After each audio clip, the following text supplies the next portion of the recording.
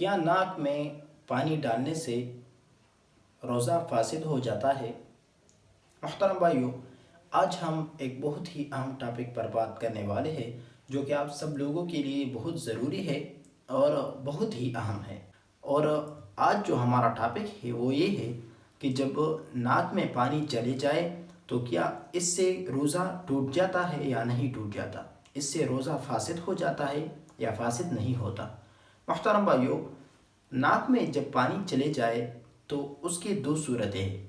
ایک تو یہ ہے کہ وہ پانی حلق تک پہنچ جائے۔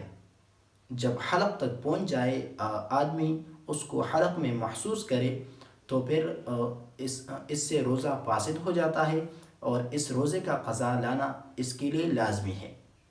لیکن جب وہ پانی حلق تک نہ پہنچ جائے اور ایسے ہی ناک میں چلے جائے تو اس سے روزہ فاسد نہیں ہوتا۔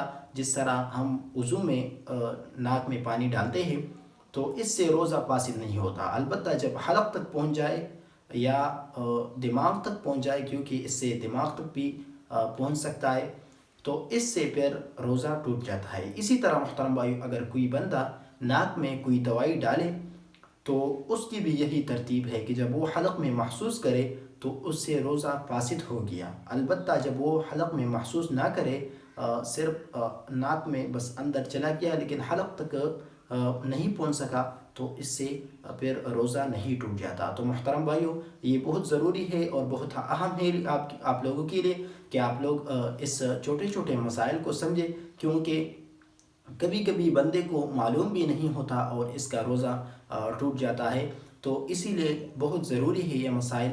تو گزارش ہے آپ سب لوگوں سے کہ اس ویڈیو کو اینڈ تک ضرور دیکھیے گا، کیونکہ اس میں آپ لوگوں کے لیے جو ہم نے بیان کی بہت قیمتی اور بہت اہم مسائل ہم نے آپ لوگوں کے لیے اس میں بیان کی۔ تو محترم بھائیو، اجازت چاہتا ہوں، ملتے ہیں انشاءاللہ تعالیٰ اگلی ویڈیو میں۔ السلام علیکم ورحمۃ اللہ وبرکاتہ۔